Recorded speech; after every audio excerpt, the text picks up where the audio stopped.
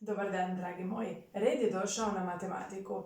Ponovno ćemo razgovarati o uspoređivanju, pa vas molim, svi koji niste pogledali moje prijašnje videe koji govore o uspoređivanju brojeva na brojevnoj crti, molim da prvo njih pogledate, a zatim pogledate ovaj video. U redu. Prvi zadatak za nas. Imamo prikazane novčiće, zar ne? Imamo prikazane kovanice. One se nalaze u različitim stupcima. Imamo najmanji stupac, zar ne? I na kraju imamo najveći stupac prikazan. Odlično. Kada bih ja vas pitala, kakav je ovaj stupac u odnosu na ovaj? Već smo rekli da je on manji od ovog stupca, zar ne? Pa vidi se, ovdje imaš samo jedan novčić, jednu kovanicu, a ovdje ih imaš puno više, mnogo više. U redu.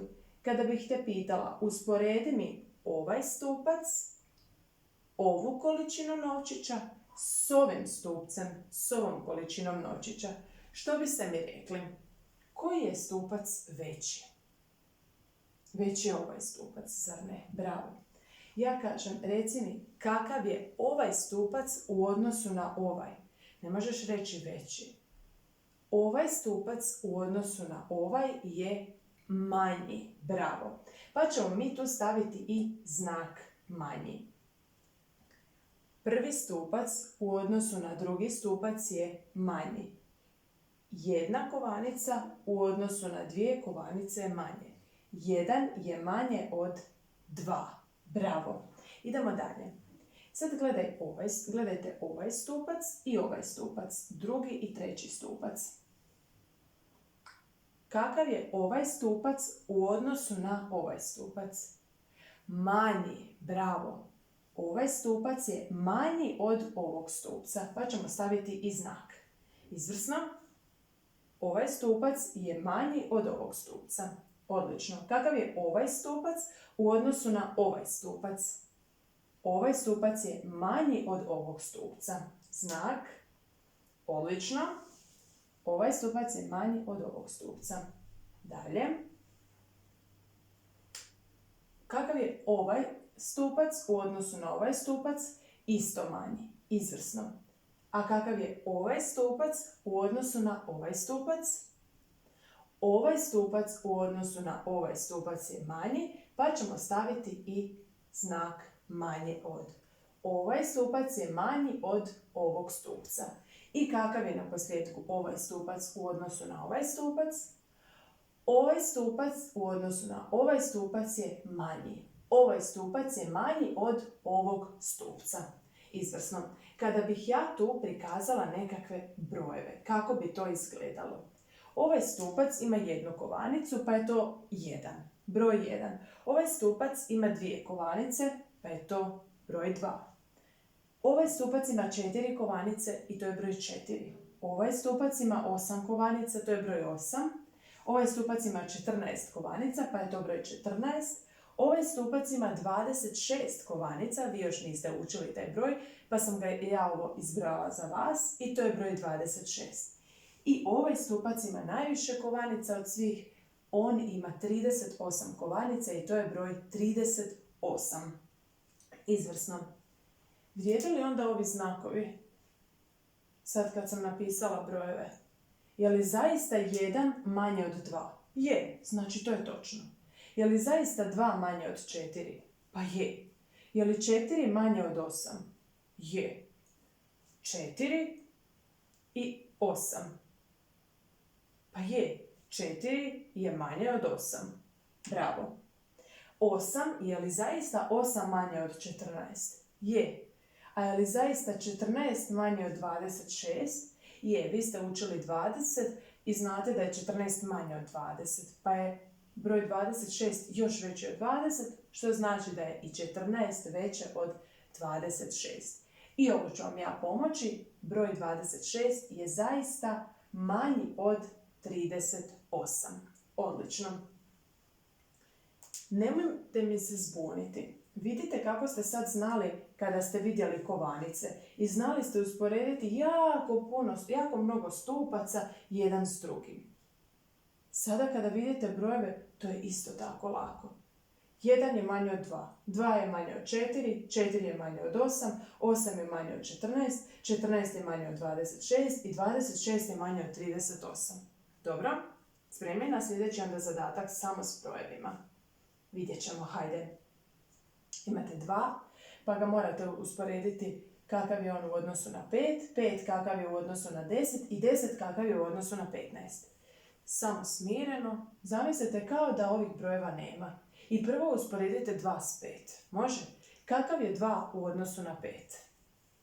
2 u odnosu na 5. Pa manji, bravo. Znači stavimo znak manji od.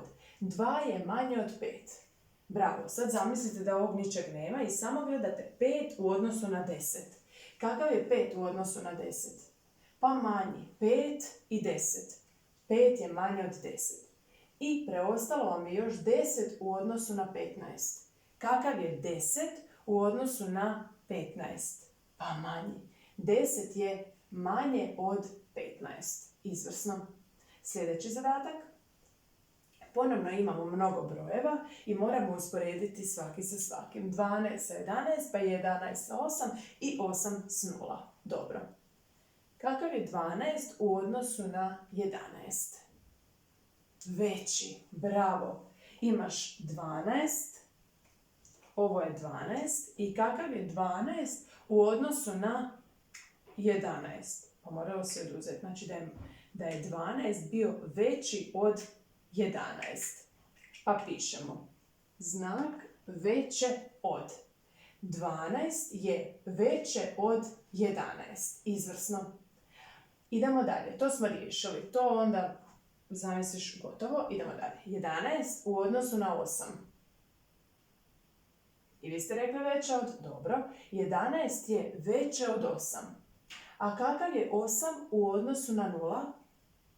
Isto veći. 8 je veće od 0. Odlično. 8 je veći od 0. Malo drugačiji zadatak za vas. Bez straha. Tu smo da si pomognemo, zar ne? 15 lagano. 15 kakav je u odnosu na 1D2J. Što je sad to? Pa dragi moji, to su desetice i jedinice. Dobro? I prvo morate samo reći koji je to zaista broj i zapisati ga ovdje. Dobro? Koji broj je sastavljen od jedne desetice i dvije jedinice? Reci na glas. Dobro, ako nisi siguran, ja ću te pomoći. Znači, to je neki broj koji je sastavljen od jedne desetice i dvije jedinice. Pa koji je to broj? Jedna desetica, znaš da je 10 i još dvije jedinice. 10 plus 2 je 12. Broj koji se sastoji od jedne desetice i dvije jedinice je broj 12. Bravo, točno. I sada gledaš. Kakav je 15 u odnosu na 12? 15 u odnosu na 12. Ovo ti je 15. Ovo ti je 15. I sad kakav je on u odnosu na 12? Pa veći, zar ne? Bravo. 15 je veći od 12. Pa pišemo znak veće od. Odlično. Dalje. 14. Kakav je broj 14 u odnosu na broj? Jedna desetica i tri jedinice. Prvo pišemo koji je to broj. To je lako. Jedna desetica i tri jedinice, znači on je 10 i još 3 je 13. Pa zapišem da je to 13 i napišem da je 14 veće od 13. Bravo. 14 je veći broj od 13. Sljedeći zadatak za vas. Usporedi broj s njegovim prethodnikom. Ja sam vam malo pomogla i već sam vam dio zadatka riješila. Usporedi broj, znači morat ću staviti nekakav znak, veće od, manje od ili jednako. Gledam dalje. S njegovim prethodnikom. Zadan mi je 6 i trebam ga usporediti s njegovim prethodnikom. Tko je prije 6? Imate brojevnu crtu kako bih vam pomogla. Pronađete 6. Tko je bio prije 6? Prije 6 je 5. Bravo. Prethodnik od broja 6 je 5. Bravo. I sad samo nam preostaje usporediti ta dva broja. 6 u odnosu na 5 je veći od. I trebate staviti znak veći od. 6 je veći od 5. Bravo. Usporedi broj s njegovim prethodnikom ponovno. 7. Pronađete 7 i recite mi koji je broj prije 7. Kada gledate, koji je prije? Koji ste prije izgovorili? 0, 1, 2, 3, 4, 5, 6, 7. Koji ste broj neposredno prije 7 rekli? 6. Znači da je prethodnik od broja 7 broj 6. I morate staviti znak. 7 u odnosu na 6 je veći od. Trebate staviti znak veći od. Sljedeći zadatak za nas. Usporedi broj s njegovim sljedbenikom. Znači više ne prethodnik, nego sljedbenik. Pronađeš prvo 6, jer ti je 6 zadano, i pogledaš koji broj slijedi nakon 6. 7, zar ne? Kada izgovaraš 0, 1, 2, 3, 4, 5, 6, 7. Prvi broj koji neposredno slijedi kada izgovaraš nakon 6 je 7. Znači sljedbenik od broja 6 je 7. Pa ćemo napisati 7. Izvrsno. Moramo sada usporediti kakav je broj 6 u odnosu na broj 7. Moramo usporediti broj 6 i broj 7. Broj 6 je manji od 7. Bravo. Broj 6 je manji od 7. Odlično. 6 prstiju je manje od 7 prstiju, pa ćemo staviti znak manje od. Sljedeći zadatak. Broj 7 moramo usporediti s njegovim sljedbenikom. Koji je sljedbenik od broja 7? 7 pronađemo, slijedi 8. Izvrsno. Kakav je broj 7 u odnosu na broj 8? Broj 7 je manji od 8. 7 prstiju je manje od 8 prstiju. Izvrsno. Stavimo znak manje od. Sljedeći zadatak glasi: usporedi broj s njegovim prethodnikom. Ponovno se vraćamo na prethodnike. Zadan ti je broj 17 i moraš ga usporediti s njegovim prethodnikom. Koji je broj prije 17? Kada pogledaš na brojevnu crtu, koji je broj neposredno prije 17? Tko je prethodnik od 17? 16. Kada izgovaraš prije 17 si rekao 16, znači da je prethodnik od broja 17 16. I moramo ga sada usporediti s njim. Broj 17 u odnosu na broj 16 je kakav? Veći od 17 je veće od 16. Dobro. I stavimo znak veće od. Sada moramo usporediti 19 s njegovim prethodnikom. Tko je prethodnik od broja 19? Tko je prije 19? 18. 19 prije njega je 18. I napisat ćemo tu 18. I moramo staviti znak uspoređivanja. Broj 19 je veći od 18. I zaista je. Dobro, dragi moji. Sada kada vi ovo pogledate, broj 17 je veći od broja 16. A broj 19 je veći od broja 18. Znači da je broj veći od njegovog prethodnika.